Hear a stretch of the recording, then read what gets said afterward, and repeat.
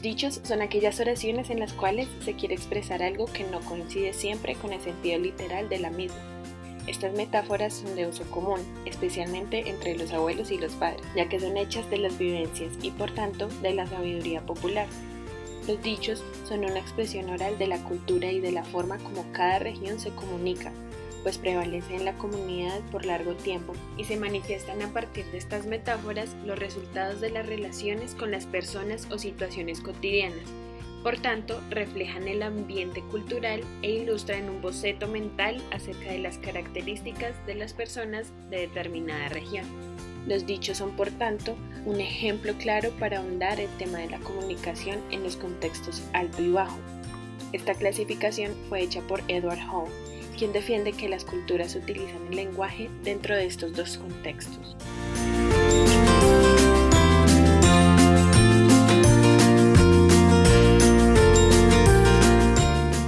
El contexto alto se define como aquel cuya mayor parte de la información se encuentra en el contexto físico, el cual ayuda a comprender las reglas o el movimiento de la comunicación, es decir, se muestra de forma implícita, poco clara o indirecta en la verbalidad del mensaje y por tanto es poco decodificada, pues los sujetos dirigen más su atención hacia el lenguaje espontáneo o propiamente cultural en que se forma el mensaje. En este tipo de contexto prima la subjetividad de los elementos que participan en la comunicación, ya que estos favorecen la creación de un clima cómodo en la relación interpersonal.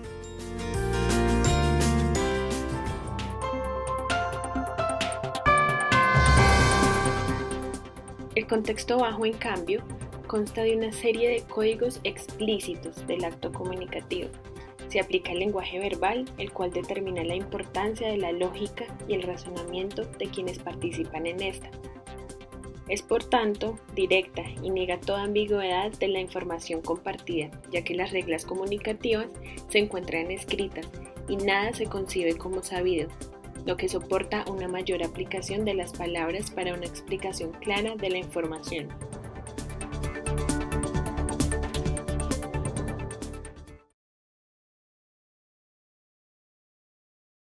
Dice, el que se mete a Redentor sale crucificado. ¿Y qué significa? Significa de que yo la defiendo a usted, en algo, de que por decir algo, le pegó el novio, el esposo, yo me meto a defenderla, pero ella sigue pegada de él.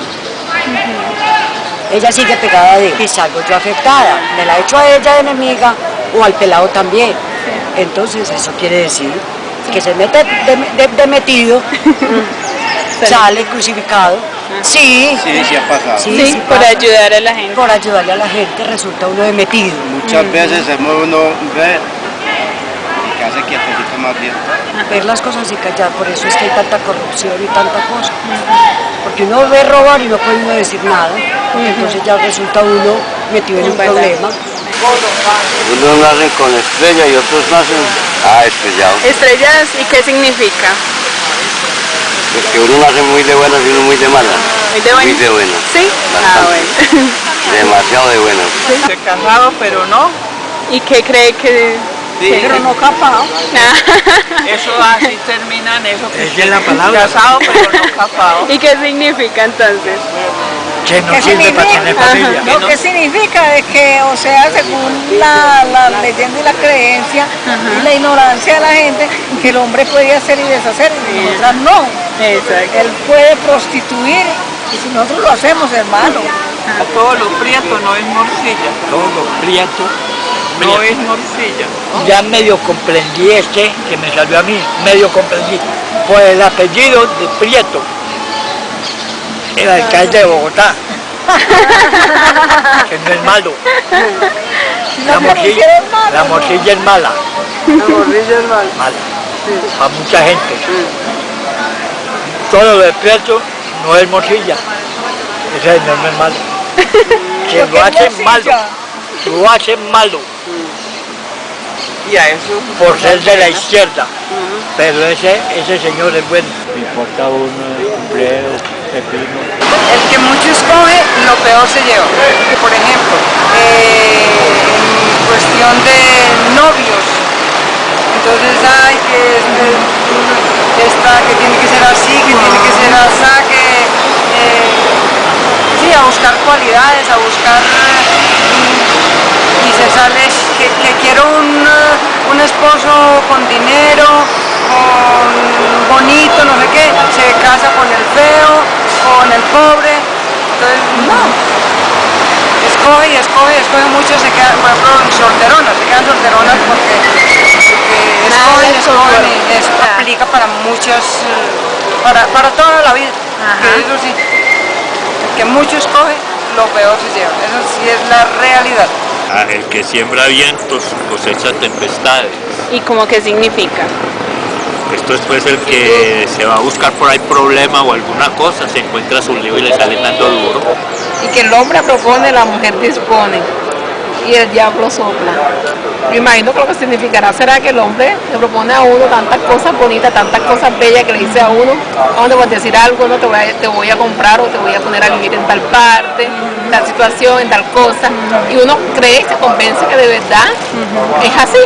Y vamos a ver que lo que demuestran es otro, que a veces no tienen ni trabajan ni nada de eso, y uno es el que tiene que coger y solventar todos los casos de la casa, porque ellos ni siquiera cumplen con lo que debe de ser. Como los refranes más populares para uno, depende de la región donde uno vive. ¿Y Entonces, ustedes, por ejemplo, qué refranes se saben? en el Chocó, por lo menos más vale pájaro en mano que 100 volando. Camarón que se lo lleva la corriente. Yo creo que por los ríos, entonces por eso ese así. A caballo regalado no se le mira el diente. Como no ponerle problema a algo que le estén regalando. Me están regalando ustedes, pero voy a ver, ¿para qué me regalan esta cosa? Y los paisas tienen sus propios refranes, uno como somos tan hijos. uno se ve, bien, pues como tienen su nicho. Entonces, para ellos hay uno y para otros hay otro. Unos coinciden, pero otros son totalmente diferentes. Depende de la región, del mismo país donde estemos, así como son los refranes, y son los dichos. Sí. La montaña no viene a mí, a la montaña. Que si yo quiero algo, tengo que ir a buscarlo. ¿Sí o qué? Sí, que tenemos que tener como ¿qué te digo? El propósito de conocer de lo que nos estamos imaginando, de ir a ver. A otro perro con ese hueso, por ejemplo, que no lo emboben a uno, ¿sí o no? Hay que tener los pies bien puestos en la tierra. ¿O usted es extraterrestre? Yo sí, vengo de Júpiter. Estar uno bien de pies a cabeza para poder caminar por el camino recto. Son como dichos que son tan ciertos, tan verdaderos, que no pasan y que son como muy actuales, son como muy reales, son como muy verdaderos. En ese sentido pienso yo que por eso son esos dichos. Pienso que en eso es que eso permanece y perdura, porque son muy reales, son como de acuerdo siempre con la vida normal, ordinaria. Entonces se da eso en ese sentido, por eso es que eso como que permanece, son muy usados por ellos. Porque nosotros venimos de un ancestro de los viejos, buena gente que habían, que todo lo que decían era verdad. Vea, es que muchos refranes que tenemos nosotros los antioqueños son verídicos.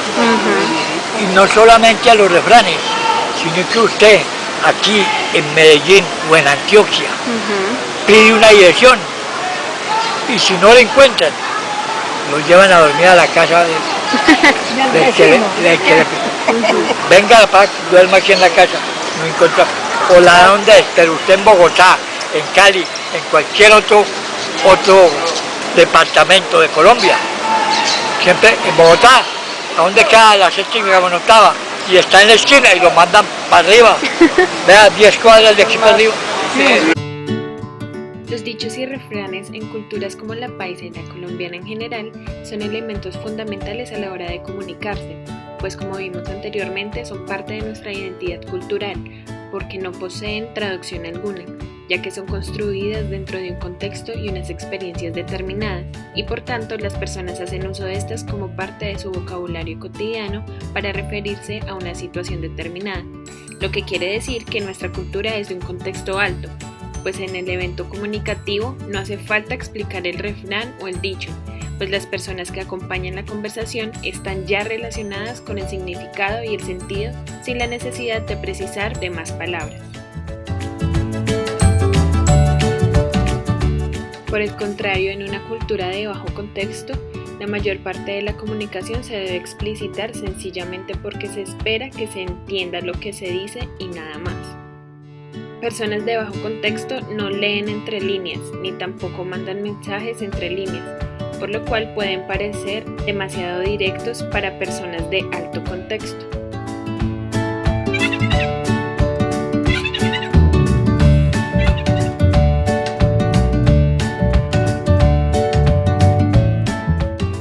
Otro aspecto del por qué somos una cultura de alto contexto comunicativo es que la forma social de nuestro país es colectivista, orientado a la familia, solo en el sentido sociocultural, no político, según la clasificación de Treandis 1995 y Hofstede 1999. Esto quiere decir que poseemos un grado de integración comunitaria más elevada que en otros países como Inglaterra, Alemania o Suiza, lo que proporciona una comunicación escrita en el aire. Es decir, desde que nacemos nos inculcan un sistema de valores y comportamientos que cumplen con la integración de los intereses primordiales del propio grupo al que pertenecemos.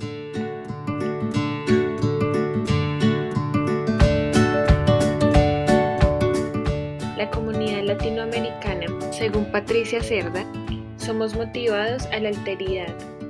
Lo podemos apreciar en el número de sujetos que conforman una familia típica colombiana, sus principales valores y enseñanzas que propagan un sentido solidario y por tanto una importancia cardinal a los sentimientos y emociones en todos los aspectos de nuestra vida.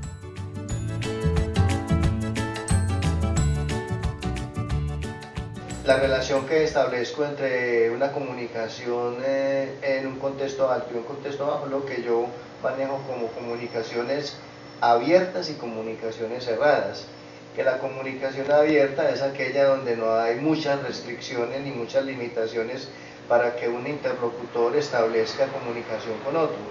En cambio, llamo comunicación cerrada aquella donde hay obstáculos y barreras a la comunicación, lo cual obstaculiza enormemente la interrelación, tanto a nivel personal como a nivel de las organizaciones.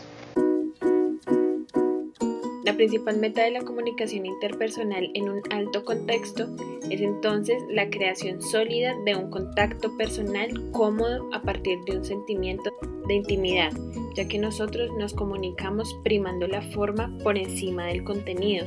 Por esto, podemos ver que en nuestro idioma utilizamos muchas palabras para referirnos a una sola cosa, como por ejemplo querer, adorar, amar, estar enamorado, apreciar, sentir cariño, etc. Cosa que en otros idiomas como el inglés no es posible.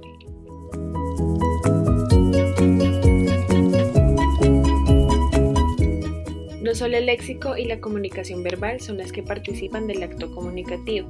La comunicación no verbal adquiere el poder de apoyar e incluso de reemplazar el discurso verbal algunas veces.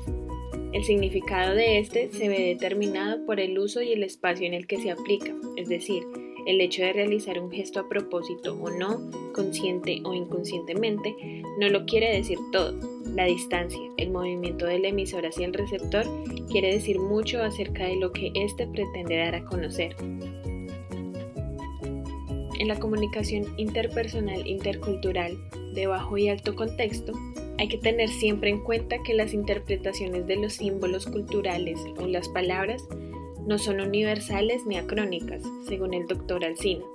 Es decir, están en constante cambio en una misma cultura y por eso se hace necesario prepararse mentalmente para recibir figuraciones malentendidas o interpretaciones erróneas de nuestros discursos, y es precisamente la comprensión la que lleva a una comunicación eficaz a partir de una actitud y conducta intercultural adecuada.